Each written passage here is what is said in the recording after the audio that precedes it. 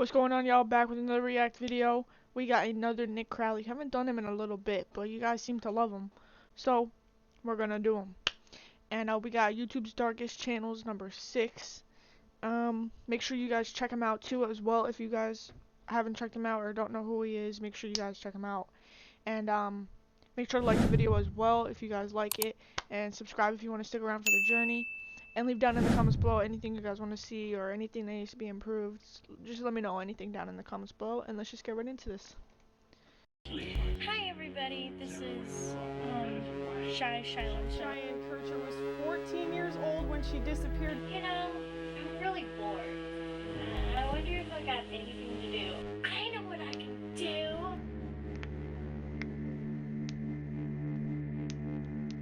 October 2011.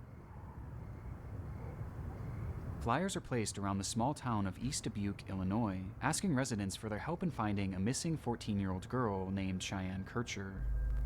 A well-known member of the community with a notoriously troubled home life, it was perhaps unsurprising when her family woke to find the girl had vanished, leaving behind just a single note stating, "Mom and Dad, you haven't done nothing wrong, but by the time you get this letter, I will be gone. What? Don't worry about me, I will always love you.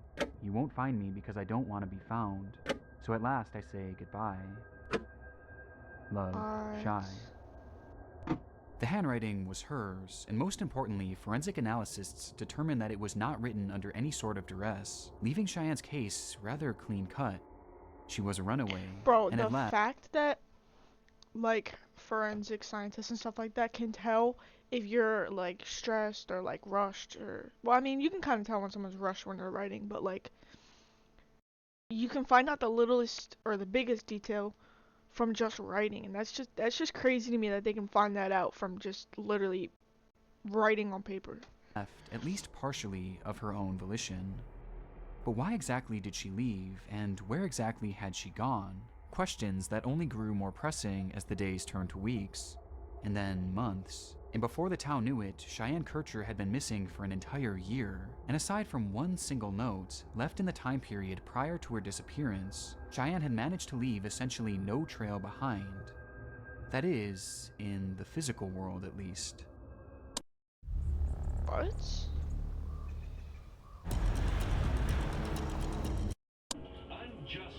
Hi everybody, this is the new profile of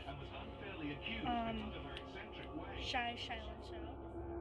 Despite being described as a fairly socially awkward kid, Cheyenne had found comfort in the world of social media.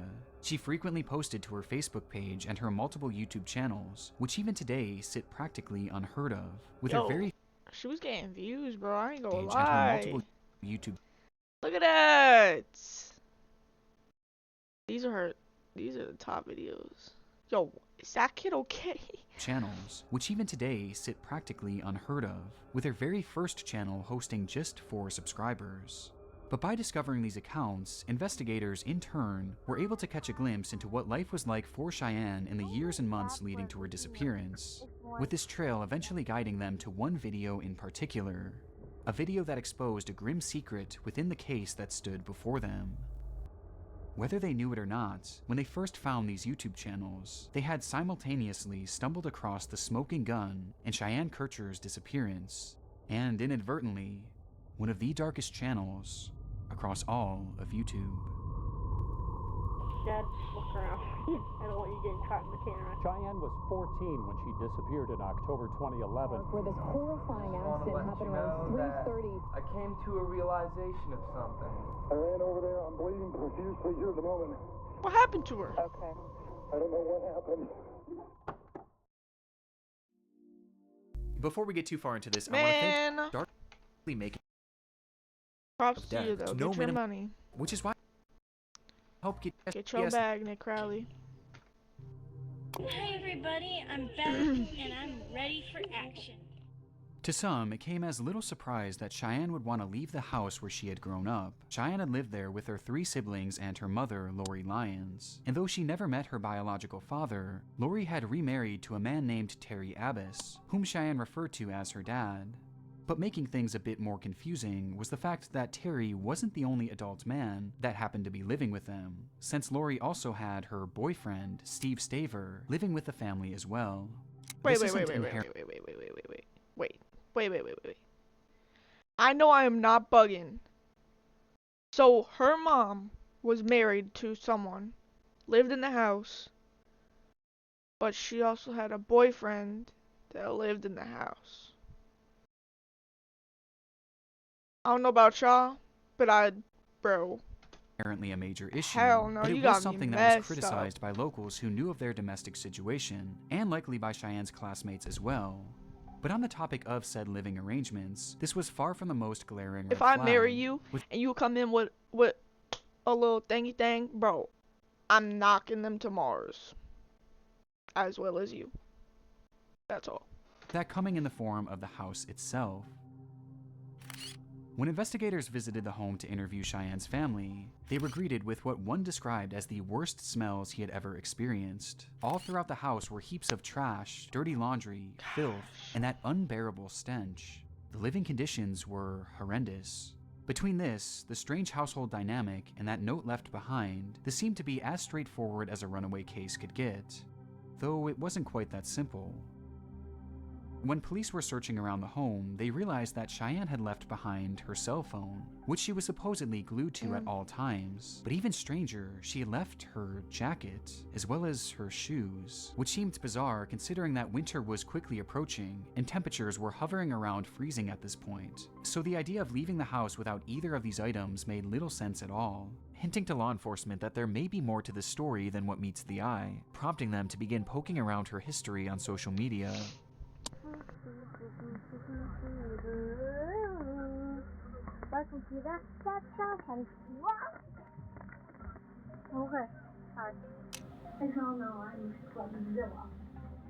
Starting almost exactly a year before she vanished, Cheyenne began posting goofy, nonsensical videos to her very first YouTube channel, Cheyenne 2010. Ooh, I know that hurt. The clips here show Cheyenne's personality, as she's often seen joking around and doing various skits. And though they seem fairly incoherent all these years later, for a child at her age back in 2011, this was the standard for small personal channels. And you can tell that she clearly just enjoyed creating this content, using the channel as sort of an outlet to get thoughts and emotions out into the world, even if practically no one was watching. But dealing with her disappearance specifically, things became far more noteworthy on February 19th, 2011, when Cheyenne launched another YouTube channel called Shy Love 2011. But somebody had took my account, but I'm back on air and I'm ready to make shows. The channel was essentially a continuation of her previous account, but eventually she would introduce a new style of content, one that featured her family members as stars of the show. On numerous occasions, we see her younger siblings and her older brother joining in on the fun, with the group all seeming to have a great dynamic together, acting exactly the way you would expect of siblings their age. But by far her most frequent guest was one who rarely if ever appeared willingly, and instead would be caught in the background, working at his desk or coming in and out of the room where Cheyenne was filming, with that being Terry Abbas, her stepfather. That's my brother Riley. That's that creepy guy that lives downstairs. My stepdad, Terry. Due to the crowded living conditions of her home, Cheyenne never really had her own environment to film in, so she made do with Terry sitting in the background, even throwing some jokes his way as the two would frequently bicker about him being caught on the camera. There's been a lot of things changing over the news. Dad, look around, please. I don't want you getting caught in the camera. Shine, why don't you be quiet? I am. Okay, whatever. Doing my business. Okay. But this never really went past anything other than standard family hostilities. In fact, Cheyenne seemed to love the man that she called Dad, posting about him on numerous occasions across her Facebook page. And as investigators followed the trail across her channel, it seemed that the content on her YouTube page was leading them straight towards a dead end. Until they found the video. And while we climb this mountain, I want to tell you guys about Shopify, a platform that makes starting a business incredibly easy. Hey, yo, Mr. Beast, if you're seeing this, send me some money. Thank you. I've been watching you for a long time, Mr. Beast, don't worry. You know, I'm really bored. haven't got anything to do. A live stream was Looks posted like to a Cheyenne's skit. channel that spanned just 3 minutes and 35 seconds, with a clip beginning exactly how you'd expect from Cheyenne, before her video is interrupted. I know what I can do.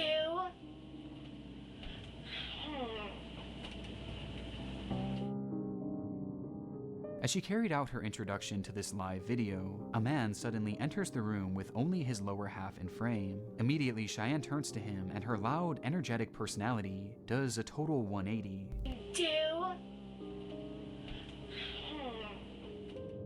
She goes quiet, before grabbing the man's arms and whispering, "I'm on a live stream. Be careful."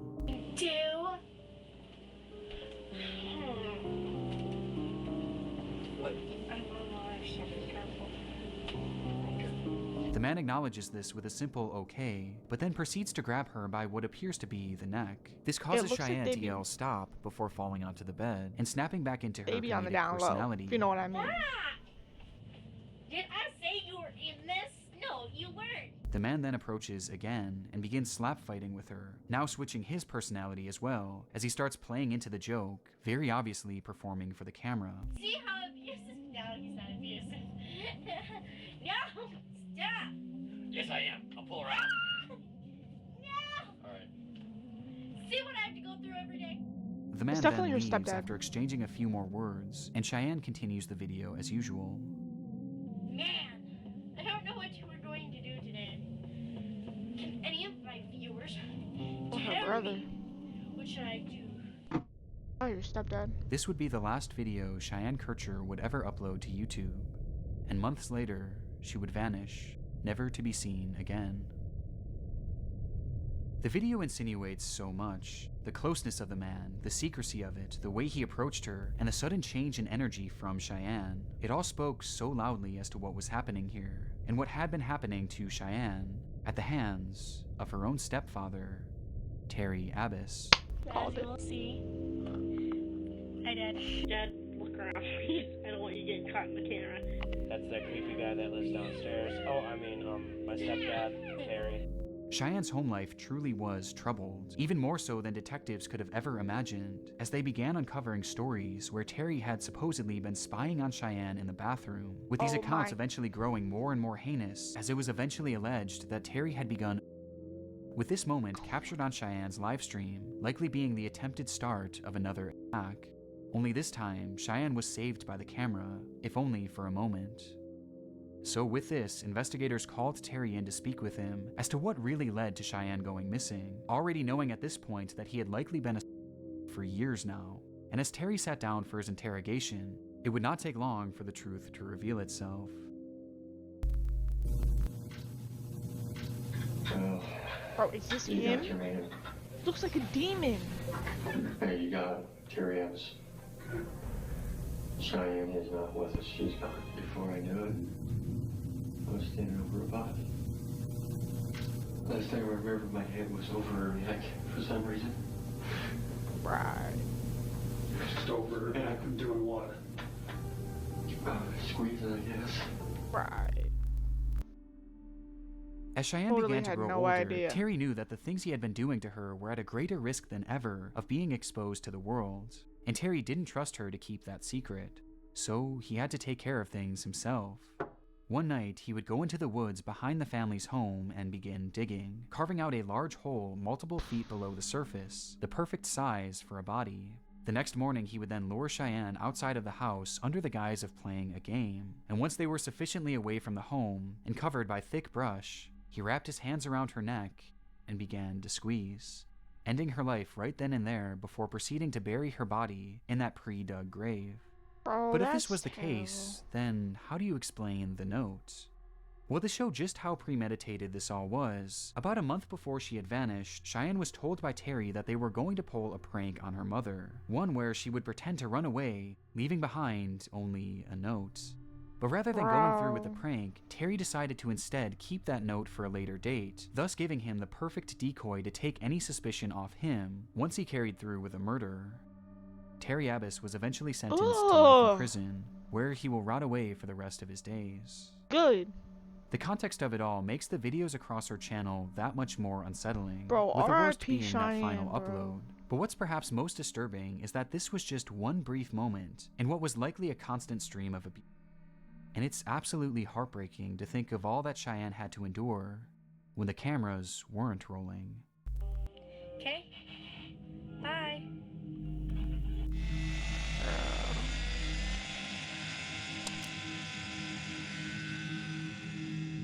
June 3rd, 2009. 15-year-old Roman Perozic Jr. fires up his remote-controlled helicopter at a small Brooklyn, New York park, while his friend stands by closely with a camera trained at the device. For many, RC flying is viewed as nothing more than a recreational activity, but for Roman, this was more than just a hobby. It was his life, and his passion and practice gave him the ability to perform tricks that, to an outside observer, seem utterly impossible.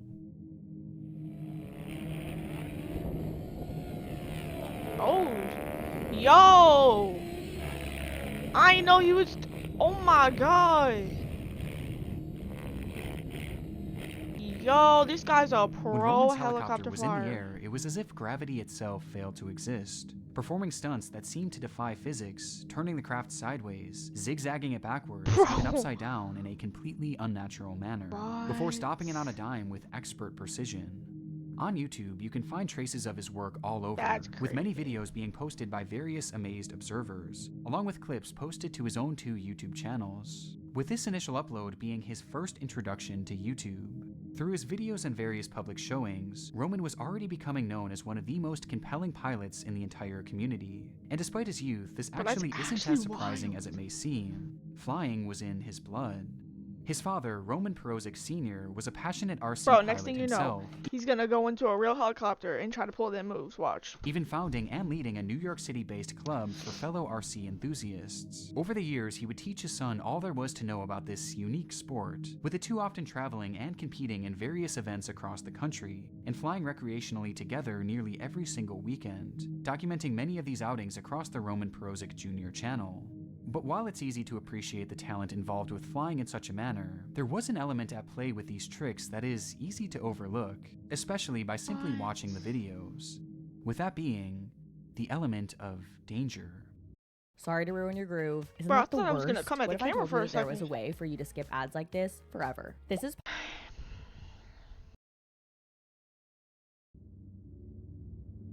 Unlike most RC helicopters that you would expect to see in stores that are mainly geared towards children, the device that Roman was flying is much, much bigger, with the craft measuring in at nearly 3 feet long, featuring blades of a similar size that were made entirely out of carbon fiber. These devices were large and, most importantly, powerful, as it's estimated that this specific craft Roman was using could reach speeds of up to 60 miles per hour, while the blades themselves spun at speeds of over 250 miles per hour, rotating 4,000 times in just a single minute. This craft was not a toy, with pilots online likening it to a flying lawnmower. And with that context, it does make these videos a bit more nerve-wracking, as Roman can be seen flying dangerously close to himself and others on numerous occasions. But of all the various stunts he'd performed, there was one that was by far the most daring.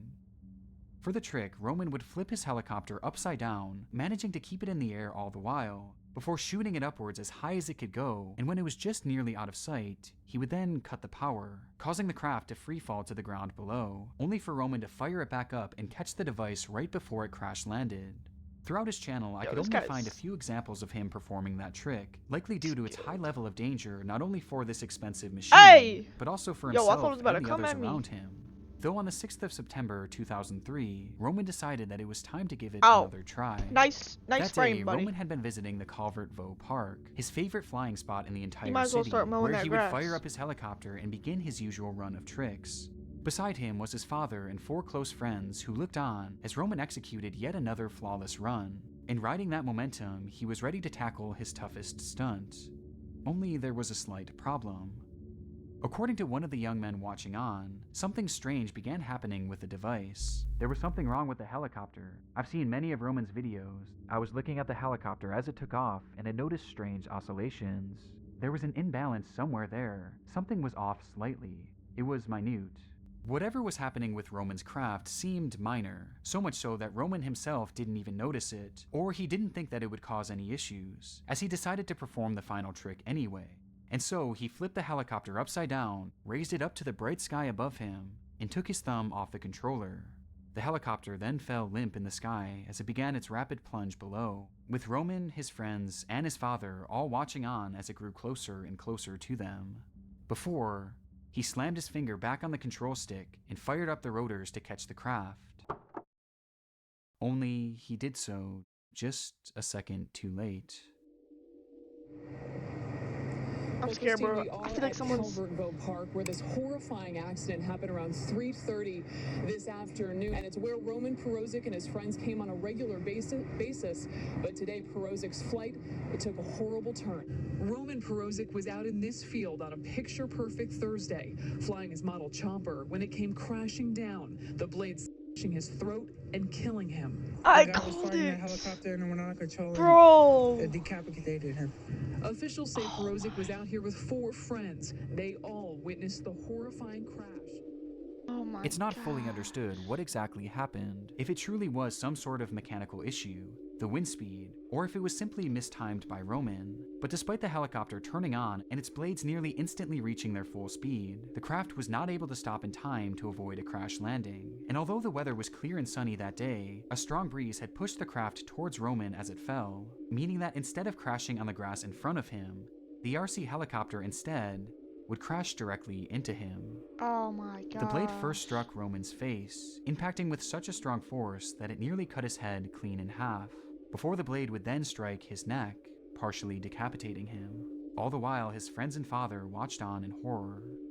Within a split second, Roman Perozic Jr. was dead, killed by the very sport he loved so dearly. Bro, that's so crazy.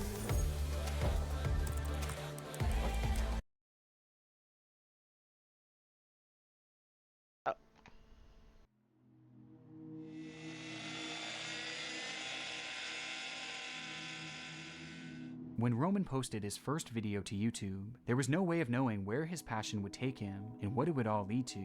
And at this time, it's evident just how dark this channel has become due to the backstory surrounding it. But there's also another perspective here to consider, as through the darkness, there's actually something quite beautiful about his channel, as thanks to it, his incredible work has been forever immortalized. And despite Roman's death, his passion for piloting RC helicopters and his extraordinary skill will live on and continue to leave people amazed for years to come. Bro, yeah, truly, all those tricks he can do is honestly crazy. I've never seen anything like that, honestly. It started with a simple video. How's it going, guys? Today, I'm gonna be talking about fitness as a whole and the challenges it brings. Posted by Austin Harriff, an 18-year-old college student living in Juniper, Florida, Fitness Challenges and Overcome was the inaugural upload to his YouTube channel called A Frost. Having lived his entire life in the area, Austin had developed a reputation locally for being goofy, but also intelligent and driven, finding a deep love for fitness upon taking up football and bodybuilding at a young age. And in his first upload, his passion and personality were on full display as he shared his thoughts on the world of dieting and weightlifting, with the video's sole purpose being to help others who may want to follow in a similar path. It's pretty tough, man. It's not easy, but nothing in life worth having is easy. Remember that, guys. You remember that? You remember that? I remember. You gotta promise me that you'll remember that. It seemed apparent that Austin aspired to develop a career online as a fitness coach, and despite this being his first crack at launching a YouTube channel, he does come across as being articulate and likable. And aside from some general awkwardness due to the lack of polished editing, Austin appears entirely normal, a stark contrast to what was soon to come. Despite launching his channel on a concise high note, the next 27 uploads would take on a much different tone, as rather than keying in on health and wellness, Austin immediately shifted his focus onto writing and performing rap music under his new alias, Austy Frosty. Austy Frosty. Frostbite Beats. Oh, hell no. Wait. I roofie Bill Cosby. Cosby Show. Get him to show me his P.E.P. This music is not for everyone, to the point where it's almost indiscernible from irony. However, the That beat persistence of kinda his ate, uploading hints that this went far past your standard joking, as there were moments in these songs where it genuinely felt like it was coming from a different person entirely.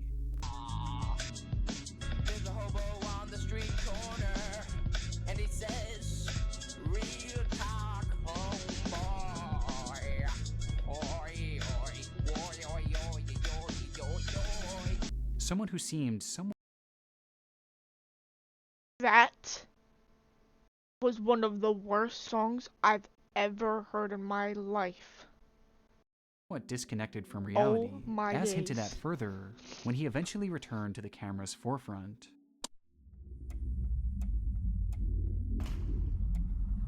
What's up, guys? Today I'm going to talk about the ketogenic diet.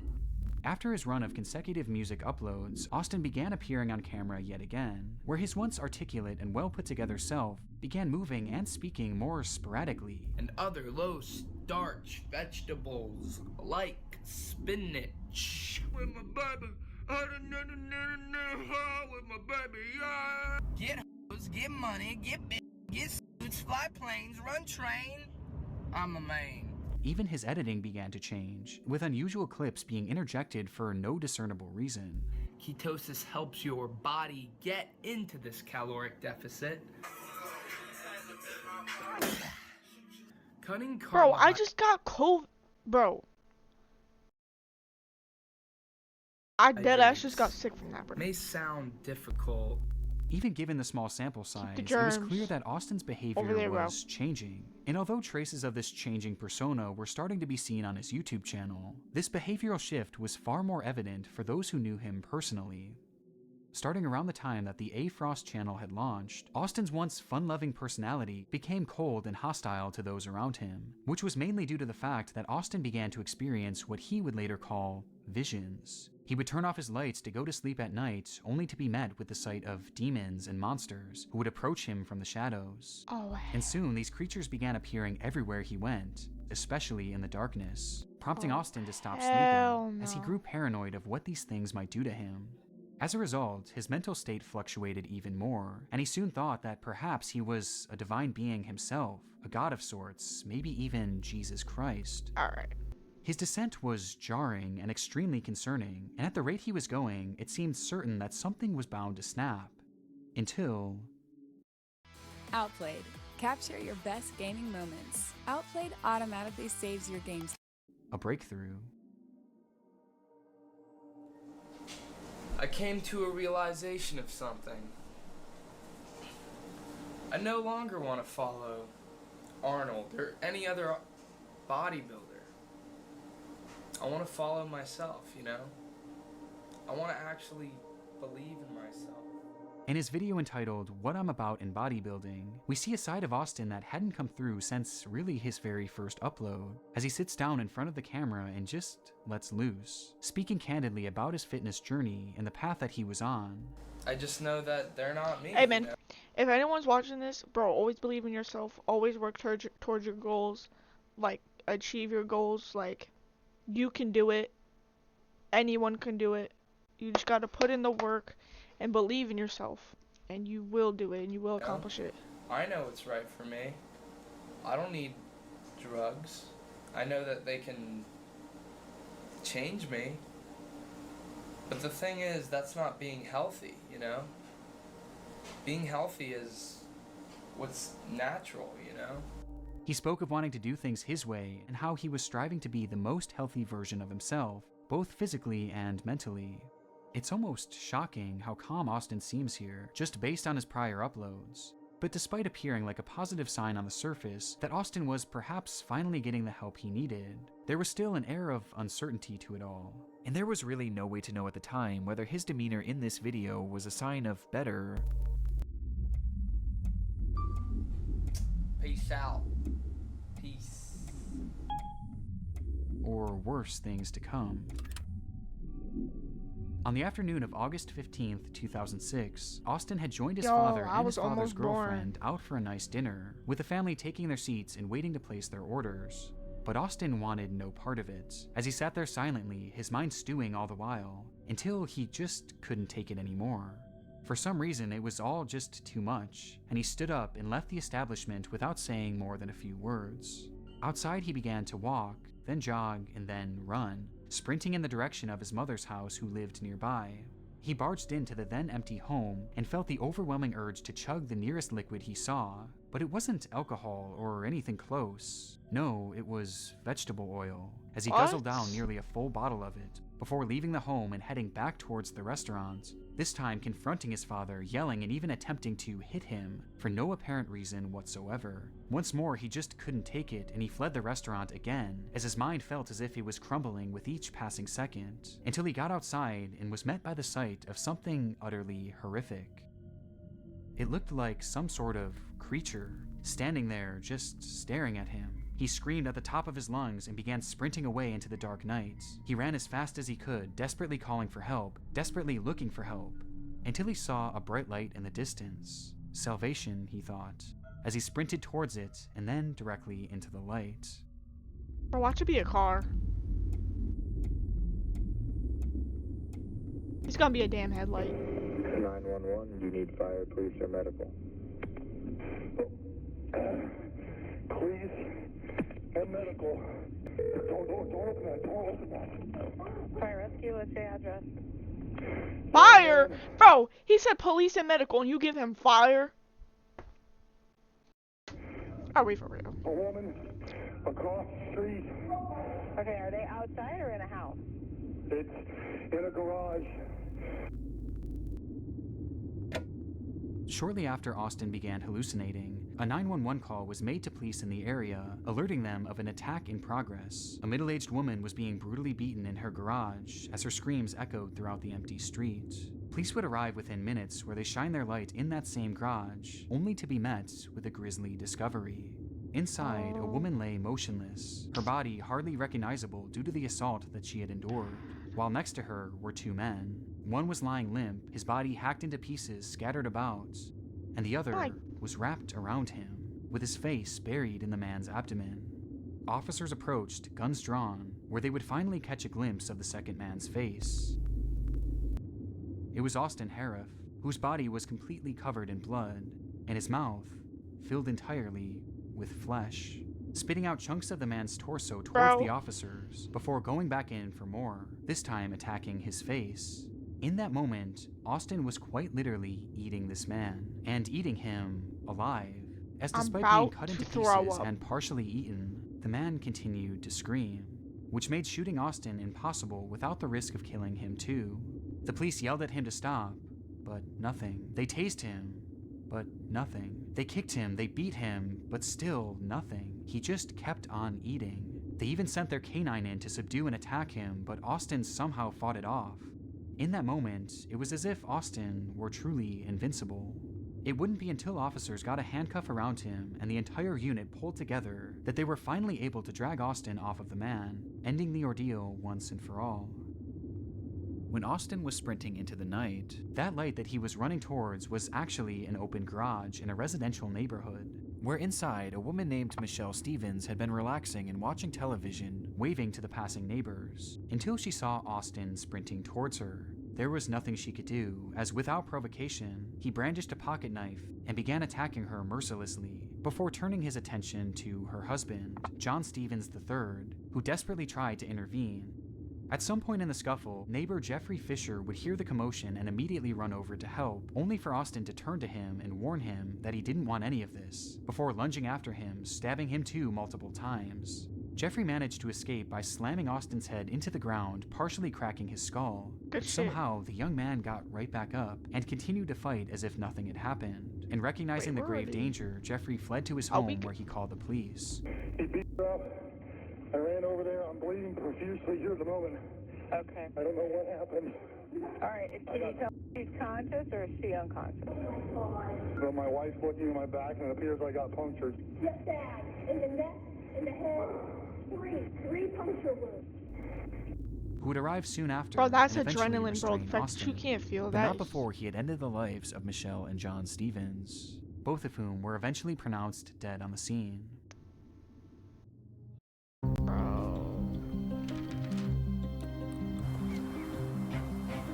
That's actually crazy. How's it going, guys? Today, I'm gonna be talking about fitness. Austin's channel gives us a front row seat to a man's descent into madness, but even watching it back today with all the red flags, the idea that he could be capable of something like this just seems so shocking, which begs the question, why did he do it? Well, the attack itself was entirely unprovoked. He had never even met the couple, and the couple had never even spoke to the man. And given what could only be described as his superhuman strength in that moment, many would assume that this was the case of drug use gone wrong, with it having shades of a similar case that happened not too far away. People behaving strangely and showing what appears to be superhuman strength. Over the weekend, Rudy Eugene attacked a 65-year-old homeless man, chewing off most of his face. But contrary to this belief, That's definitely it was what he determined took. that during the attack, Austin was not under the influence of any hard drugs, and instead only had tiny trace amounts of alcohol and THC in his system, but not nearly enough to cause the violence that transpired that day. Rather, experts claim that this was the case of an acute psychotic episode, with court documents shedding more light on Austin's mental health during that moment, where he would account his visions of these creatures and all the other delusions he had been experiencing.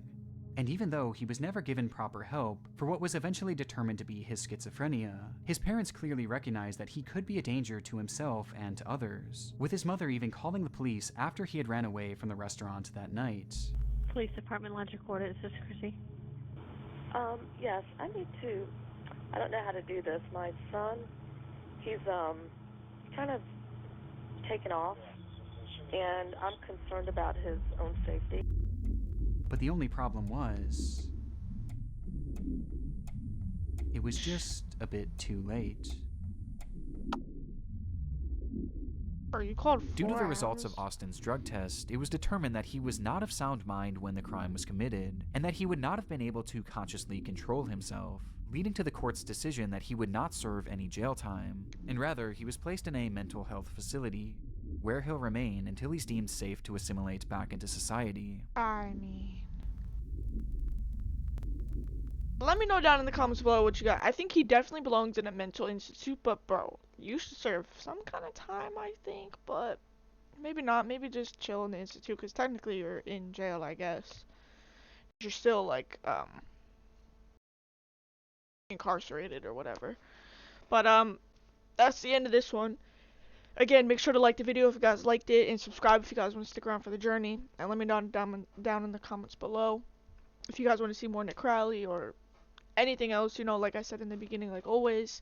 And again, make sure you check them out if you guys haven't checked them out already. I'll catch you guys in the next one. Peace.